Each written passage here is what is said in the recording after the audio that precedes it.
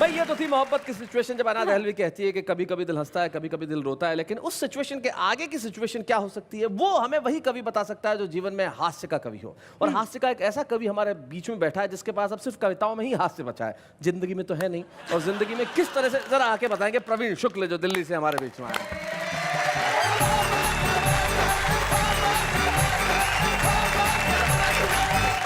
अभी अना जी ने बहुत प्यारा गीत सुनाया और बताया कि कभी कभी दिल हंसता है कभी कभी दिल रोता है जी। लेकिन अना जी कई बार इस प्यार मोहब्बत और सुंदरता का क्या प्रभाव होता है, एक छंद आपको समर्पित करता हूँ। सुनाइए।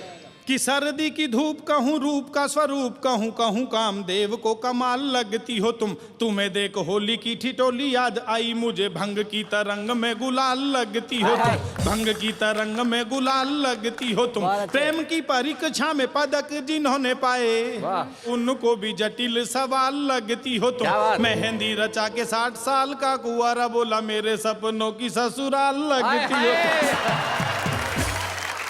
प्रवीण जी को 4 पंक्तियां समर्पित करना चाहती हूँ। जी स्वागत। समर्पित क्या, इनको श्रद्धांजलि अर्पित करना चाहती हूँ। 4 पंक्तियां पढ़ती हूँ। गजब ये है वो निगाहों से वार करते हैं, वो मेरा दामने जा तार तार करते हैं, मैं क्या बताऊँ अना है दिलो जिगर जख्मी, वो एक तीर से कितने शिकार करते हैं।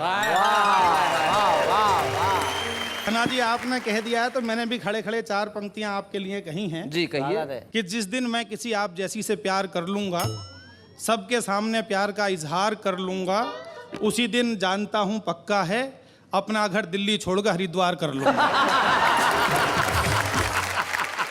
जिंदगी में बहुत सारी सिचुएशन आती रहती हैं जी। और कई बार ऐसी सिचुएशन पैदा हो जाती है, कवि सम्मेलनों में जितने स्त्री पुरुष होते हैं उससे ज्यादा बच्चे होते हैं। हाँ। उस सिचुएशन से दुखी होकर मैंने एक छंद लिखा सुनाए।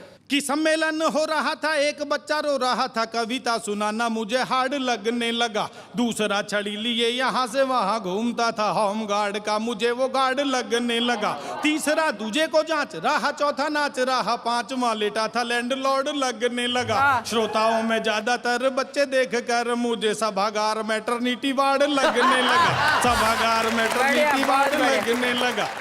ये भी स्थिति हो जाती है।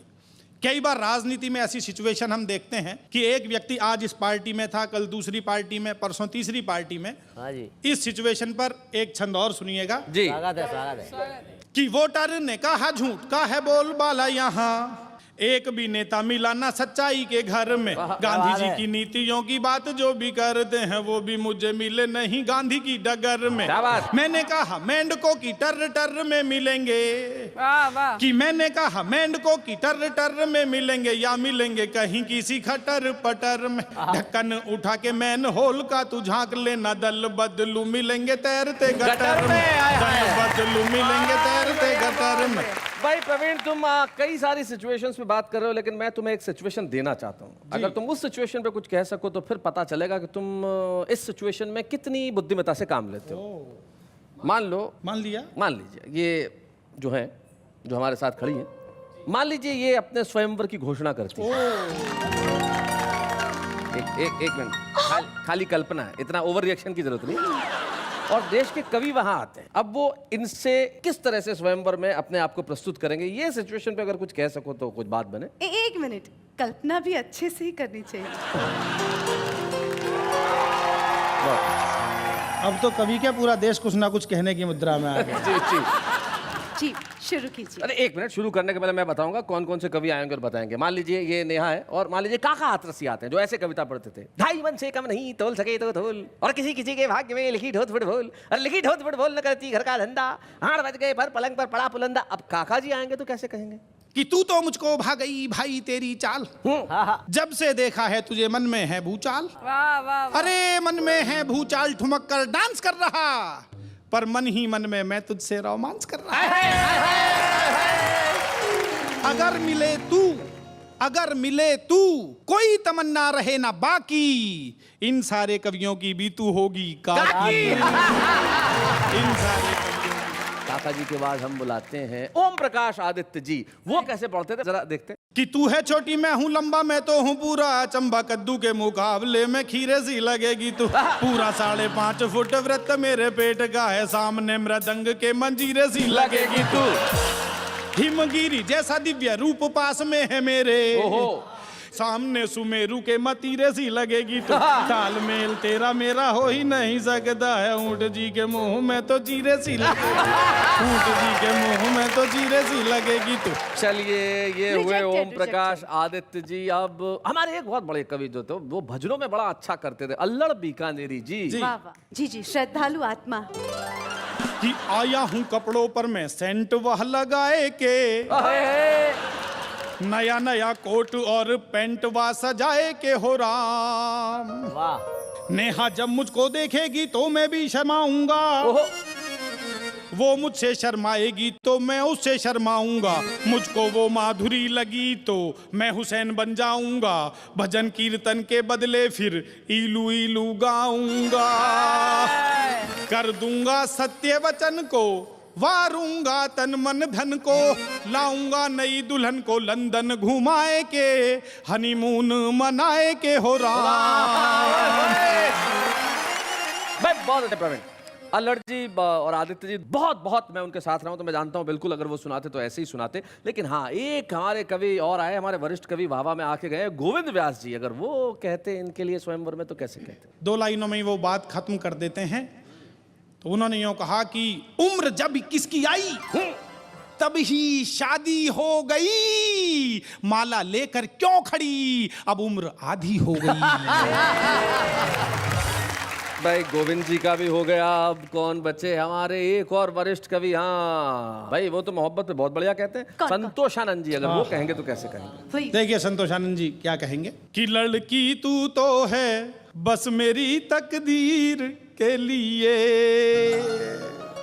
ये हार बना है मुझ जैसे ही वीर के लिए। ओ मेरा दिल है खाली,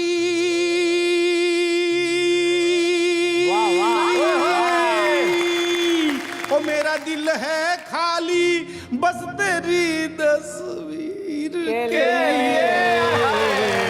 लड़की तू तो है बस मेरी तकदीर के लिए। क्या बात है, बहुत बढ़िया। वाह वाह, वाह, वाह, क्या बात है। भाई हमारे एक कवि, बड़े वरिष्ठ कवि, और मैं जिनका बहुत बड़ा फैन हूँ, हुल्लड़ मुरादाबादी जी जब सुनाते हैं उनका भी एक खास अंदाज है, गणपति बप्पा मोरिया, गणपति बप्पा मोरिया। तो वो अगर सुनाएंगे तो कैसे सुनाएंगे? देखिए उन्होंने अपने पहले वाले कवि की तरफ इशारा करते हुए कहा कि गणपति बप्पा मोरिया, गणपति बप्पा मोरिया, हार नहीं डाला लड़की ने तू अब तक क्यों रो रिया। गणपति बप्पा मोरिया, जिनके मुंह है टेढ़े मेढ़े वे लाइन में खड़े हुए, जिन्हें मंच पर होना चाहिए खामो खामे अड़े हुए, हार नहीं डाला मुझको भी हुल्लड़ तो अब सो रिया।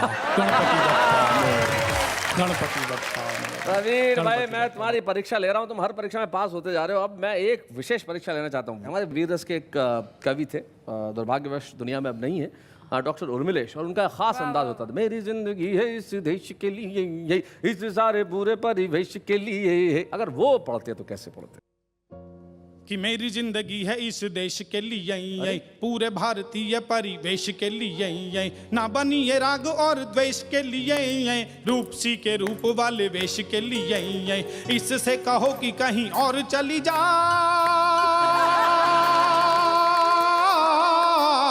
इससे कहो कि कहीं और चली जाए, मेरी और फूलों का ये हार ना बढ़ाए, वरना निकालूंगा मैं सुंदरी का दम, गाएगी गाएगी ये भी वंदे मातरम, गाना ही पड़ेगा इसे वंदे मातरम, गाना ही पड़ेगा इसे वंदे मातरम। भाई अब बहुत शैलेश बढ़िया जी- प्रवीण, लेकिन मुझे एक चीज बताओ, हाँ, प्रवीण शुक्ल खुद अगर कहेगा तो क्या कहेगा? नेहा जी मैं कहूंगा तो क्या कहूंगा जी कहिए। कि बात जरा सुनो गोरी, तू है बाल को सी भोरी, उम्र तुम्हारी 16 साल से न ज्यादा है, उम्र हमारी भी तो तेरे आसपास ही है, हमने अभी अभी 18वीं को फांदा है, हमने अभी अभी 18वीं को फांदा है, शादी करने से दोनों के कानून टूटता है, दोनों को ही जेल होगी, बोल क्या इरादा है, अभी इंतजार कर किसी को न मानवर, 7 साल बाद 7 फेरे लूंगा वादा है, 7 साल बाद 7 फेरे लूंगा वादा है।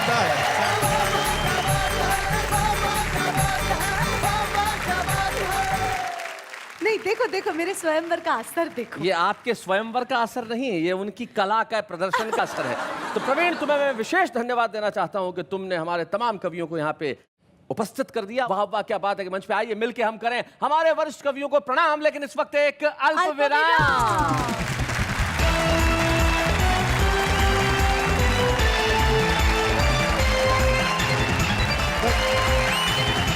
स्वागत है आपका फिर से वाह वाह क्या बात है। अरे भाई, आपके घरों में सिचुएशन हंसी की है, खुशी की है, तो कहिए एक बार मेरे साथ, वाह वाह क्या बात है। भाई, लाइफ में हर वक्त सिचुएशन सेम नहीं रहती, लेकिन वो लोग जो आज किसी छोटी जगह पे रहते हैं, उन्हें निराश नहीं होना चाहिए कि वो प्रसिद्ध नहीं हो सकते। क्या पता किस दिन आपके दरवाजे पे सफलता आके खटखटाए और कहे कि जरा बाहर आइए। कब तक छुपे रुस्तम बने बैठे रहेंगे? सारा देश आपका इंतजार कर रहा है। अमरावती महाराष्ट्र में एक नौजवान जिसका नाम है मनोज मद्रासी, और जब वो आते हैं तो अपने अंदाज में क्या सुनाते हैं। हम एक ऐसे छुपे रुस्तम को ला रहे हैं जो आज के बाद छुपे रुस्तम नहीं रहेंगे। मनोज मद्रासी।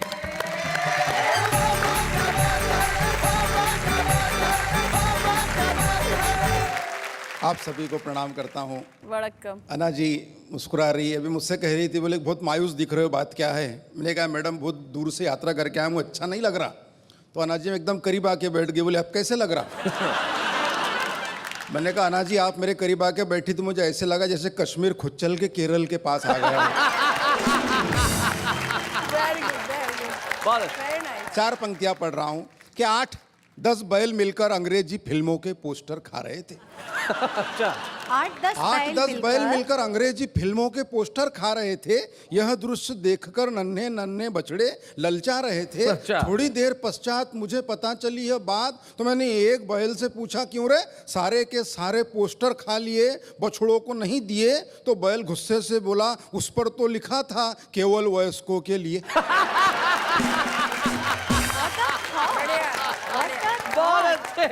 भले ही मैं मद्रासी हूँ, मगर एक सच्ची बात बताता हूँ शैलेश भैया जी। एक दिन कुछ हिंदी के अधिकारी हमारे घर आए, माता पिता जी से कहा, बोले हिंदी में आपका योगदान चाहिए।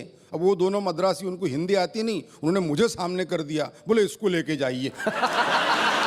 चार पंक्तियां पढ़ रहा हूं कि मित्र की असफल शादी के बाद जब सफल तलाक हुआ। सफल शादी के बाद जब मित्र की असफल बहुत शादी अच्छे। के बाद जब सफल तलाक हुआ, तब तलाक के दस्तावेज पे दस्तखत के लिए मित्र के पत्नी ने पुराने संबंधों को याद करके थोड़ी सी हिम्मत करके मित्र से पूछा आपके पास पेन है क्या? हाँ। मित्र बिगड़ते हुए बोला बिछड़ते हुए भी तुमने किन शब्दों को छुआ है, अब पेन की क्या कमी है, सारा पेन तो तुम्हारा ही दिया हुआ है।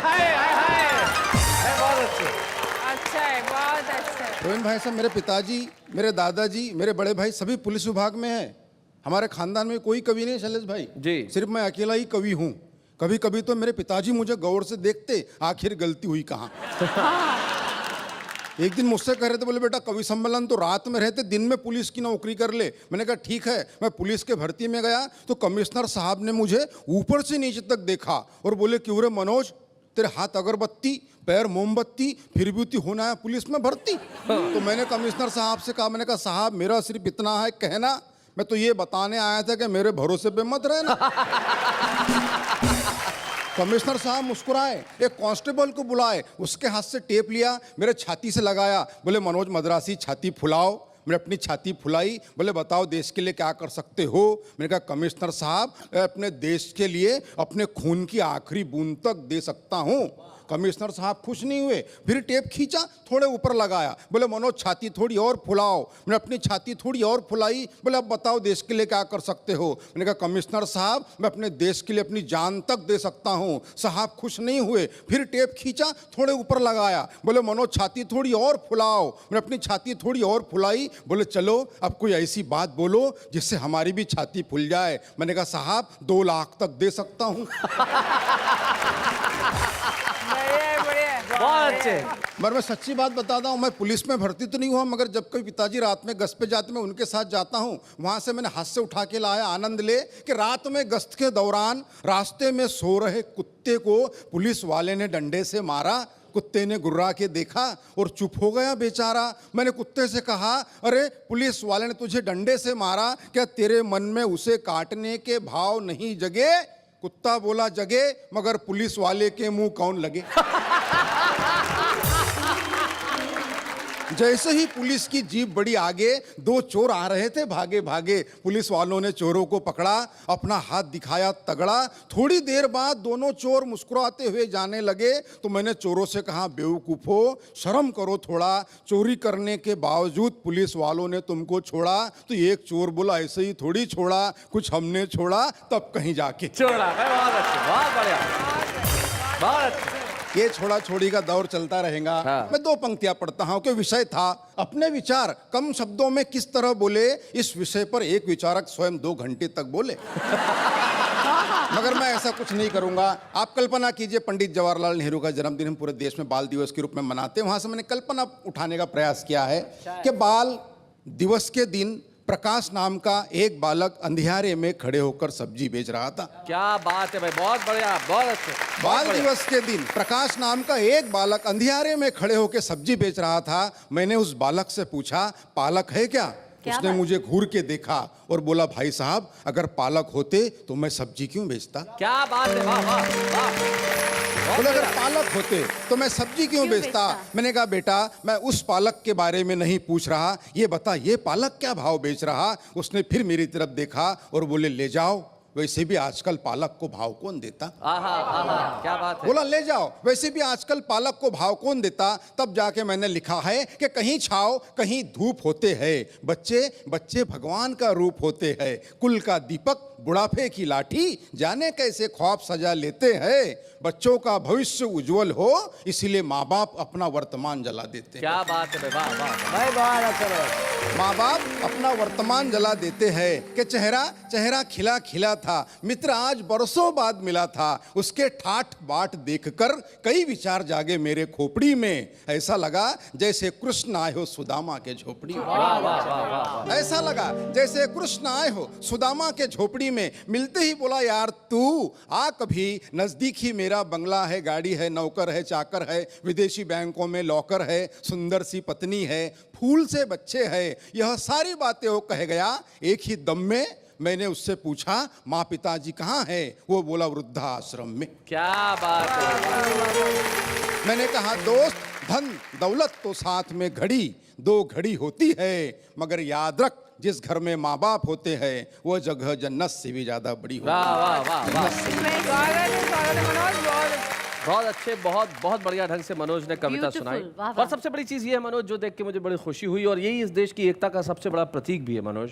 आपकी मातृभाषा तमिल है, आप रहते महाराष्ट्र अमरावती में है, वहाँ आपने पढ़ाई की, हिंदी में कविताएं लिखते हैं, और यही इस देश की सांस्कृतिक एकता का सबसे बड़ा प्रतीक है। तमाम भाषाएं मिलकर हिंदुस्तान बनती हैं, और अमरावती के मनोज मद्रासी जब हिंदी में कविता सुनाते हैं, ये हिंदुस्तान का सबसे बड़ा प्रतीक होता है। हम जोरदार तालियों से स्वागत करें। मनोज, आज से तुम सिर्फ अमरावती के नहीं, सारे देश के हो जाओगे जब हम तुम्हें छुपा रुस्तम का एक स्मृति चिन्ह यहाँ प्रदान करेंगे। बच्चे हैं या बूढ़े हैं, नर है या नारी है, हंसी देने वालों के सब ही आभारी है, कविता सुनाने वाले अब सबके साथ है।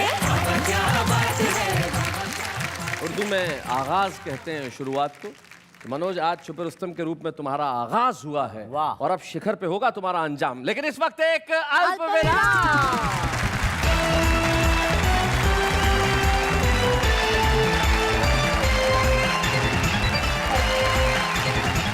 स्वागत है आपका उस शो में जिसका नाम है वाह वाह क्या बात है। और वैसे आपको बताने की जरूरत नहीं है कि नाम क्या है भाई, आप इतनी मोहब्बत करते हैं, इतना प्यार करते हैं जिसकी हद नहीं। कैसी भी सिचुएशन हो, वाह वाह क्या बात है देखना भूलते नहीं है लोग, चाहे शनिवार हो रविवार हो। और इस वाह वाह क्या बात है देखने के बाद ये हुआ है कि हर शहर, हर गली, हर नगर, हर घर में कवि हो गए। किस तरह से? इस तरह से। एक बात मैंने समझ में आई नहीं, और मम्मी ने भी समझाई नहीं। मैं कैसे मीठा बोलूं जब मैंने कोई मीठी चीज़ खाई नहीं। इश्क का जिसको ख्वाब आ जाता है, वक्त समझो खराब आ जाता है, महबूब जिंदगी के आए ना आए, तारे गिन गिन के हिसाब आ जाता है। वो मुझसे बोली, जीना सिर्फ मेरे लिए है, जीना सिर्फ मेरे लिए है। मैंने कहा ठीक है, तू जीने से चढ़, मैं लिफ्ट से आता हूँ। पलकों पे अपनी बिठाया है तुम्हें, बड़ी दुआओं के साथ पाया है तुम्हें, इतनी आसानी से नहीं मिले हो तुम, अफ्रीका के जंगलों से चुराया है तुम्हें।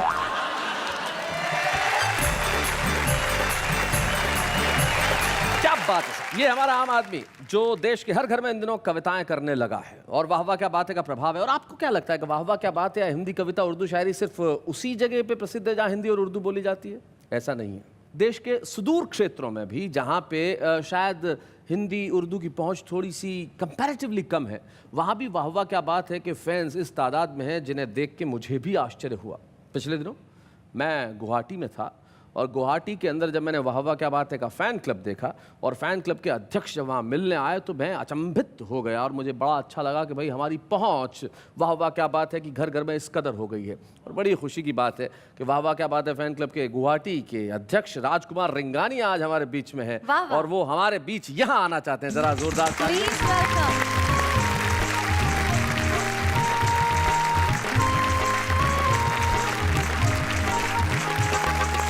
स्वागत है राजकुमार आपका। इतनी दूर से आप आए हैं, किस बात ने प्रेरित किया राजकुमार आपको यहाँ आने के लिए? सबसे पहले शैलेश भैया मैं आपको दिल से धन्यवाद देता हूँ कि मुझे आज इस मंच पे आने का मौका मिला है और 2 शब्दों में आपको 2 लाइनों में कहना चाहूँगा जी। राजस्थान की आन बान और शान हो तुम और हम राजस्थान भाइयों के लिए गौरव हो और सम्मान हो तुम। अरे क्या बात है। इसी के साथ सर मैं एक चीज़ और कहना चाहूँगा कि मैं पूरे आसाम वासियों की तरफ से इस जैसे कि अभी आपको पता है कि अभी बिहू का हमारा त्यौहार है, बिहू पर्व, और एक जो हम जिसको हमारे आसाम का प्रतीक है फूलों गमछा और झांपी, मैं चाहता हूँ शैलेश भैया आपका और नेहा जी आपका मैं उससे सम्मान करूँ जिससे हम आसाम वासी अपने आप को पूरा सम्मानित समझेंगे।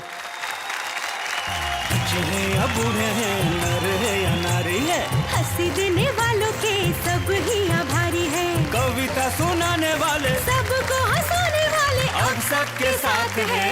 क्या बात है, बाबा क्या बात है, बाबा क्या बात है, बाबा क्या बात है, बाबा क्या बात है, बाबा क्या बात है, बाबा क्या बात है, बाबा क्या बात है। राजकुमार रिंगानिया जी ने आसाम की ओर से वाह वाह क्या बात है के मंच को सम्मानित किया और यकीन मानिए ये सम्मान जो है ये हिंदी कविता का, उर्दू शायरी का और हमारी संस्कृति का सम्मान है। बेशक। इस झांपी की और आपने जो सम्मान की पगड़ी हमें पहनाई है उसकी लाज रखते हुए वाह वाह क्या बात है का उद्देश्य क्या है, जो दुष्यंत कुमार अपने 2 शेरों में कहते हैं कि सिर्फ हंगामा खड़ा करना मेरा मकसद नहीं है, मेरी कोशिश है कि ये सूरत बदलनी चाहिए और मेरे सीने में ना सही तेरे सीने में सही हो कहीं भी आग लेकिन आग जलनी चाहिए।